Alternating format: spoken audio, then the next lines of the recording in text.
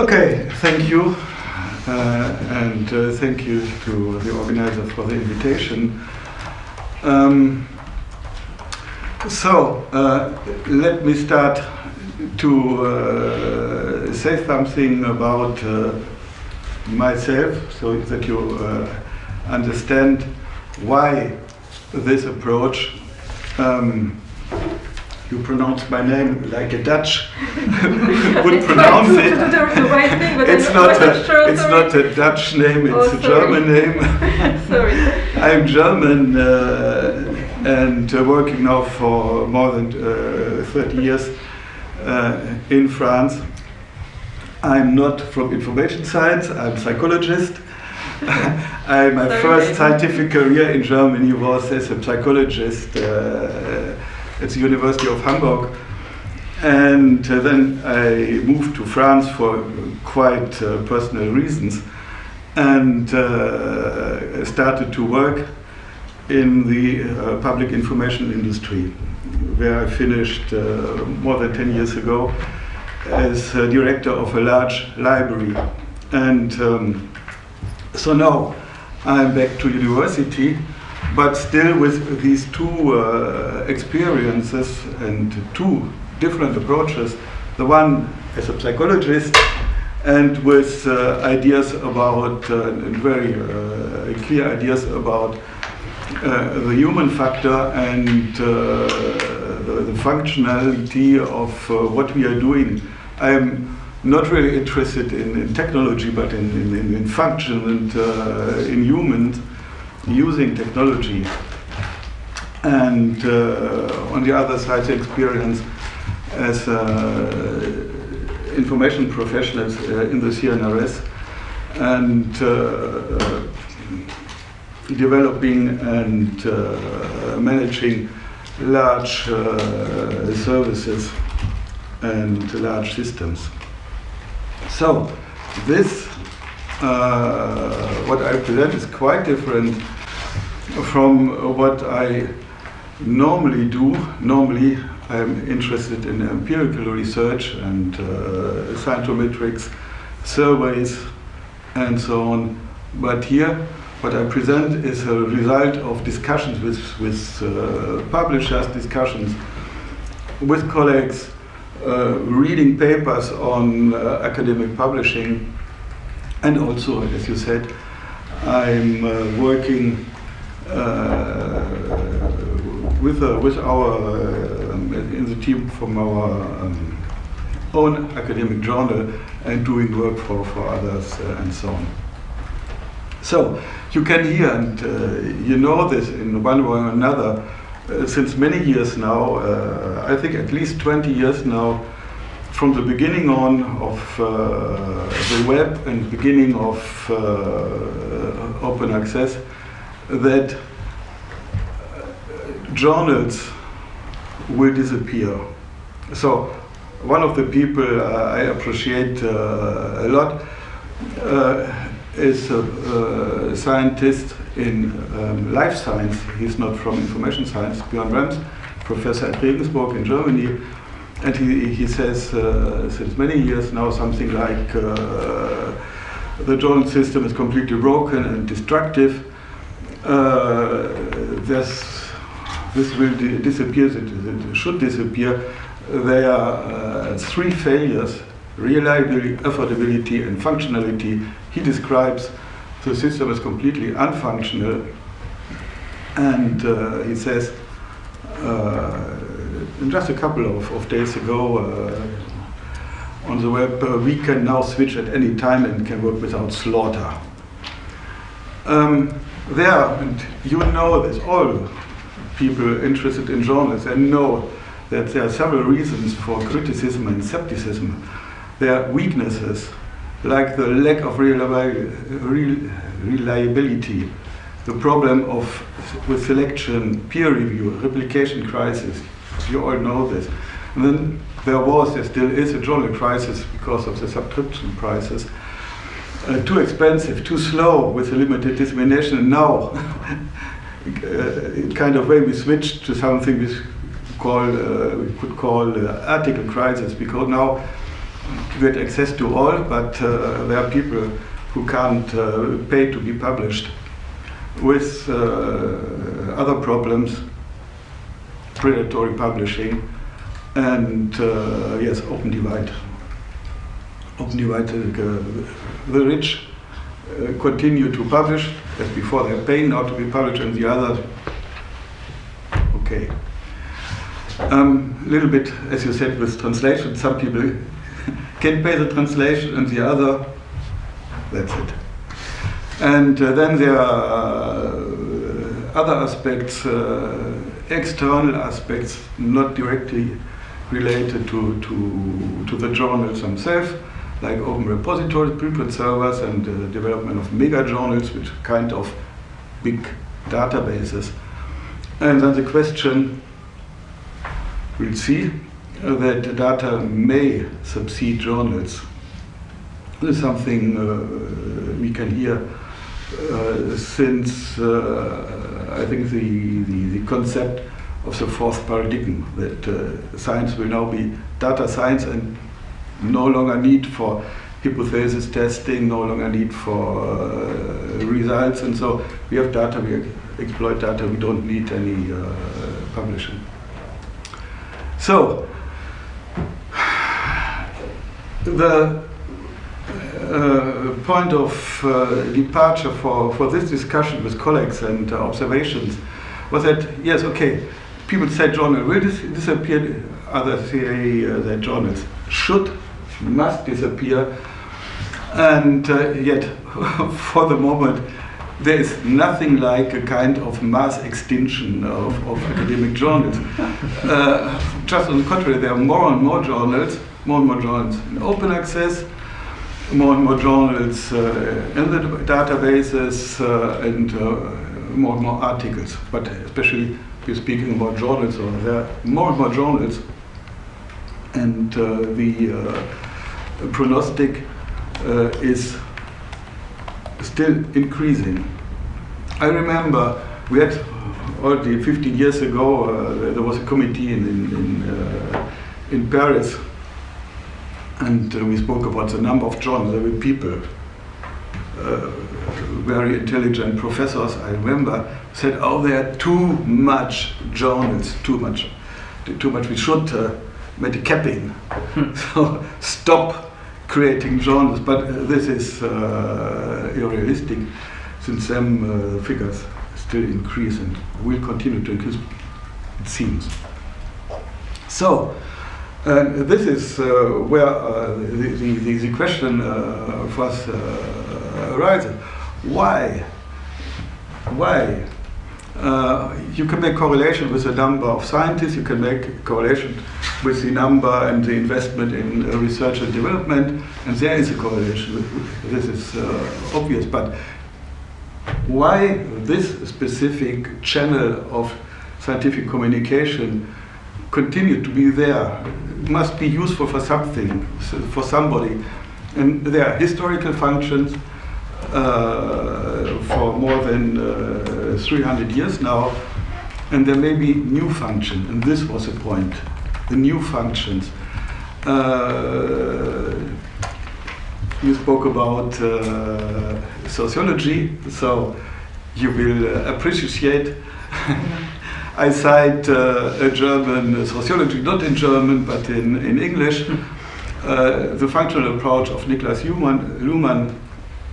An activity is functional if it serves the perpetuation of the complex structured unity of a system.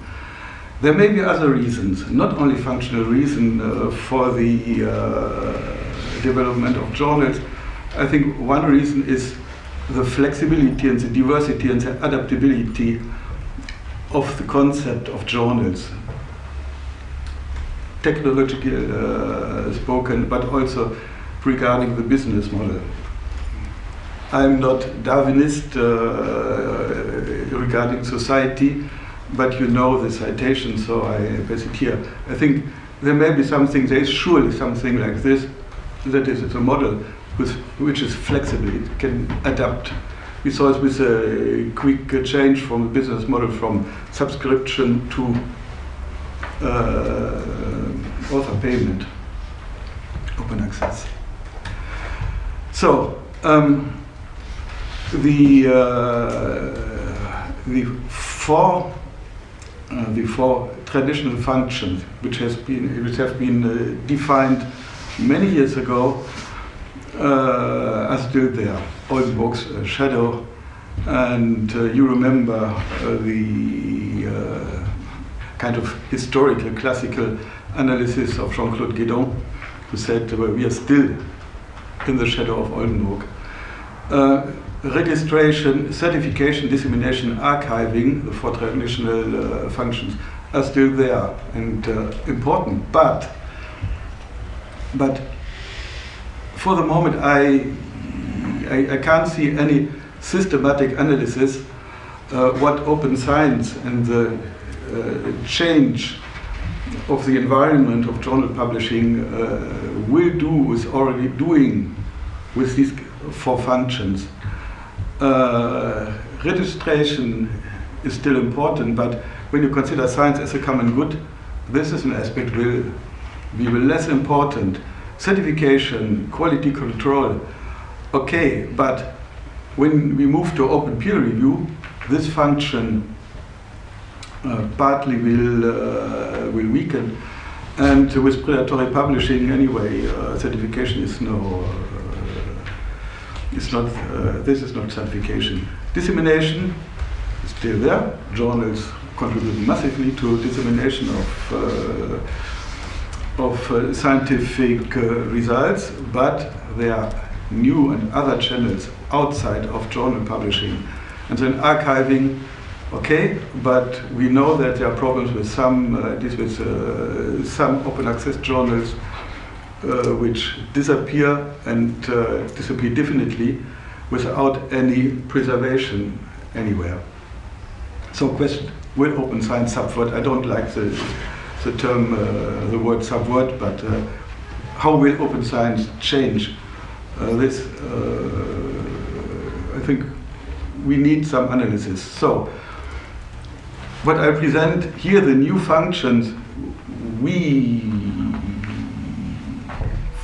discussed and we thought are relevant.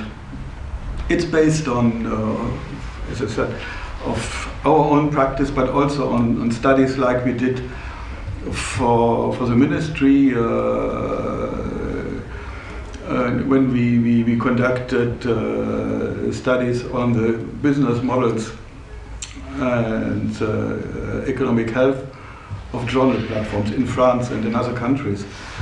And so yes, doing this, the question was, why does this continue to function? And we found three functions which may explain one part of the survival, or not more than survival, development of journals. A political, an economical and technological functions. They may explain one part of the resilience of academic journal public resilience, defined as the ability of a system to withstand changes in its environment and still function. So, political function, academic journals play a significant role within the functioning of evaluation and monitoring systems. When you analyze the Shanghai ranking or the Times Higher Education ranking, a large part, a significant part of this ranking, you know, all what this ranking means for us, for our university, also in France, but in many other countries, a significant part is conditioned by journal publishing. And when you look specifically in France, when the ministry wants to know about the ranking of France in the international competition, in the international performance, scientific performance, where do they look? They look on the sector of journal publishing, not of number of theses, not of number of books, but mainly journal publishing. And okay, so there are new initiatives, and on the left side I just copied one of them. New initiatives outside of impact factor and this kind of metrics, alt metrics. But when you analyze, when you make an analysis of the alt metrics, you see that mainly they are based exactly on the same kind of foundation, journal publishing. Second function, which may explain the resilience of this part of publishing, it's an economical function. And this is something we all know, we appreciate or not. This is not the question here, but academic journals play a significant role within the economic functioning of publishers, aggregators, agencies, etc., etc. I'm a member of a university, not mixed with CNRS, but only a university laboratory. And one part, we have a very small budget, but one part of our budget is produced by a subscription, incoming subscription of our journal. So, globally,